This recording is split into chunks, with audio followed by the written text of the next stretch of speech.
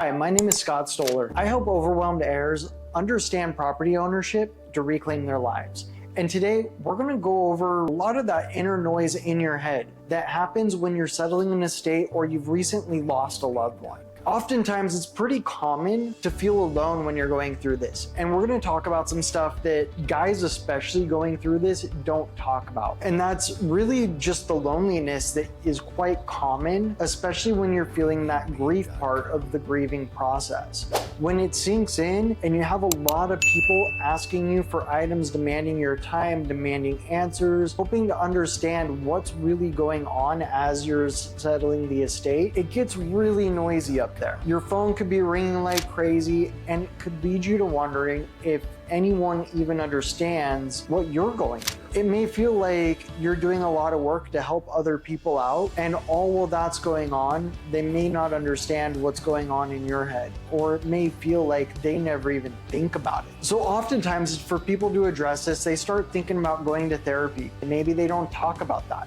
I know my generation is an older millennial. Men don't talk about going to therapy. And some people think that that's the only option. Some people find that and go, wow, holy smokes, therapy is insanely expensive right now. And that turns them off. Some people look at group therapy, and some people don't even know about the third option that we have for you. So we're gonna go over those three options. And the number one that everyone tries to lean on is actually what should be your homework when you're choosing one of the first three to work with. And we'll go over that so that you can have some success. So the biggest thing when figuring out how to take care of yourself is finding an avenue where you feel safe expressing yourself. You have to feel comfortable dealing with all the crap that's going on inside of yourself. And you have to be somewhere where it feels like you can actually go through that and just process it and digest it. And sometimes that means being quiet. Sometimes that means being angry. Sometimes that means being very vocal and loud. Sometimes it means going out and playing some sports and giving it your all. Sometimes it's more introspective and really connecting with that voice of the soul and that spirit and being creative, drawing, journaling, painting, any of those things. But as it continues to go on and you continue to feel like you're alone, you continue to feel like the grief is unbearable and you're wondering why you're going through it, rather than wondering why you're going through it, which can oftentimes lead into the anger part of the grieving process, it's more important to be grateful for it, to understand that you're going through this so that you can do quite a few things. You can cultivate a new form of toughness, of understanding your emotions in a new way, of understanding how to respond and react to the curveballs that life throws at you, so that the next time that something unexpected happens, you're better prepared to deal with it. So the three ways that people commonly get help is to find a private therapist. This is one-on-one therapy, and it can be quite costly. Not all insurance covers it. If you have the resources to do it, and that's where you feel most comfortable, by all means do it. It doesn't mean you gotta go tell your family, your wife, anyone that you're going to therapy. Sometimes if someone's really caring about you and they're concerned, you can just say, hey, I have an appointment with my therapist. I'd rather not talk about it at this point. I just need to process it on my own. That's totally respectable. Keep in mind that therapists should not try to drag you into a therapeutic relationship that is ongoing for years and years and years. At certain intervals, whatever makes sense to you and whatever you agree with the therapist, and whatever feels right when you check in with yourself, you should have little stop-in checkpoints. You should look maybe every 3 to 6 months and say, how am I feeling now with this? How does this sit with me? And make a note of it somewhere where you can keep it safe so that you understand what your thoughts were back when you started as compared to where they are now. This will help keep it so that you're not spending endless amounts of money trying to fix yourself on therapy that maybe you got a great therapist, but the connection's just not working for you. Now, option number 2 is going to a group setting. There are group therapy groups in different areas. A lot of times funeral homes know about them. A lot of times churches know about them. They usually are non-denominational, and think of these as groups kind of like AA groups, where people sit in a circle, they express and share what they're going through, and these can be super powerful for people. And you can even make connections by being vulnerable and understanding your vulnerability and sharing that with someone else. Oftentimes, if you have the courage to do that, you actually connect with someone that didn't, and you inspire people. And when you begin to inspire people, they heal, and guess what? You heal even faster. But I get it. That's not for everyone. And I'd be lying to you if I told you that that was the first thing that I wanted to do. It wasn't. When I lost my parents, I went and I saw a private therapist because in the area that I lived, there weren't very many group options, even though I was in a major metropolitan area, and I didn't know about the third option. Now, a lot of hospice groups, and I know one in particular, so if you need the introduction, please let me know. I'm happy to introduce you. They actually have therapists who are doing their residency. So what this means is that you get someone that, although they're new, they're super passionate about what they do. And they also have a focus on helping people dealing with grief and loss. This particular one that I know, they limit how many visits you can have with that therapist. And the cool thing is, they give it to you at a discount of only $20 per visit, which is so inexpensive. The really cool thing is that since this person's doing their residency, if after 8 sessions you feel like you connected with them and they're actually really helping you and there's more work to do, then you could explore that option and see if you can develop a professional relationship. And maybe because they're just starting out, maybe that'd be a little bit more affordable if the private option wasn't within reach for you right now. Now, it's not uncommon for people to take one of these steps. Maybe they say, hey, you know what, I'm going to go to private one-on-one. They get frustrated. It's so common when you lost someone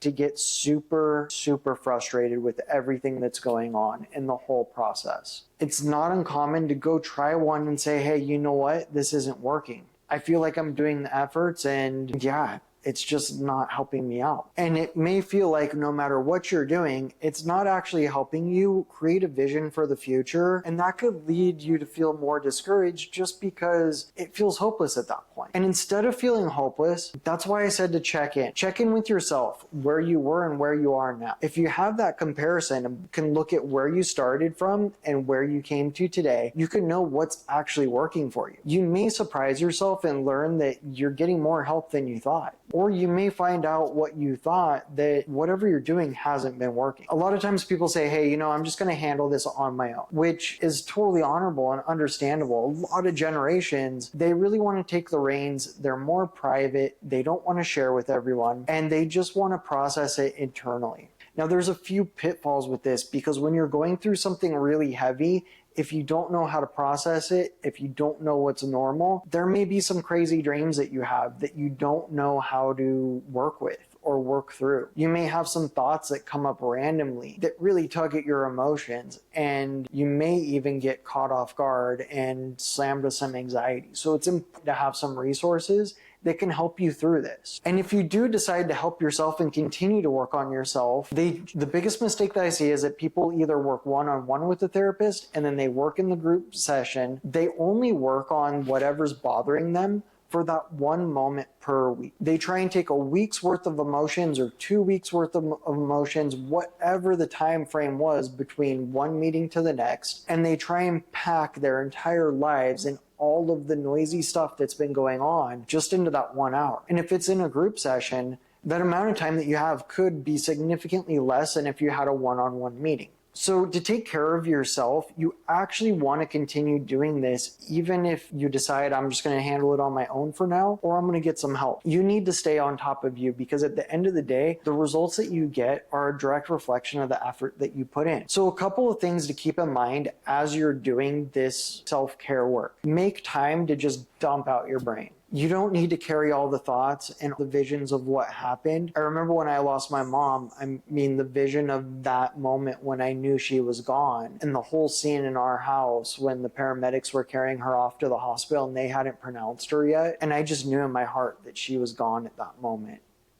That lived on for quite a long time, and the vividness of that image was there for a very long time. And when you couple that with having to do a lot of stuff like settle the estate, clean out the house, if you're selling the home, answer disclosures, if you're renting out the home, you have to figure out what it's rent for and find a tenant and vet them and make sure that their credit's okay And even if you're dealing with a property manager, you need to make sure that your property manager is doing what the property manager is supposed to be doing. So there's a lot going on. And a lot of the times, especially if you're going through probate, it gets even more frustrating because while you have all this noise in your head, all of the process that needs to go through for probate, a lot of times it's hurry up and wait, which can get very frustrating. So it's super important with all of that noise going on in your mind to take some time to quiet your mind. Now, a big mistake with this is that people think that you need to set aside a half an hour 2 times a day and just do nothing. I'd say it's more important to start, and even if you have to put a timer on your phone for 30 seconds or a minute, and just sit there and just focus on your breath. If you can't focus on your breath, focus on a candle. Light a candle, find a flower, find something that you can keep with you that's a symbol that you can have as your point of focus. The yin-yang symbol is a perfect example of that. Put whatever that is out there, the candle, the flower, the yin-yang symbol, whatever works for you, and just put it right in your field of vision. Set the timer on your phone for 30 seconds to a minute and just allow the thoughts to come by and go. You're not trying to think of anything, but it doesn't mean that you won't think of something. In fact, the first times that you do it, you're probably going to think more than you ever did that entire day. And that's totally okay. The point is to just not engage those thoughts. Just let them come in, let them go. And if something comes in that's a little bit heavy, just give your gratitude towards it and let it go. Now, another huge step in taking care of yourself is to make sure that you have communion with nature. That means that you're just spending time outside. With all of the do that people are stuck with when settling in a state and going through the grief process, it's important to not get stuck in those moments where you're going out for drinks a lot, where you're eating crappy food, and when you're just sitting on the couch because you really just need to relax. It's actually going to recharge you more if you go sit outside and look at some stars, or if you go take a walk in a garden. And even if you don't have money, even if you don't have access to hiking trails or beaches or mountains or anything like that, guess what? You're a human being, which means one thing: you're part of nature. If you have a view, that's nature. If you have a sky that you can look at, whether it's clear or cloudy, full of rain or full of sunshine or full of stars, that's nature. Go out and spend some time in it. The important thing is that no matter what you choose to take care of yourself, that you're doing it regularly. You want to build a habit, and habits are very important and very helpful right now. It's always good to shake things up and make sure that you're not just stuck in a rut.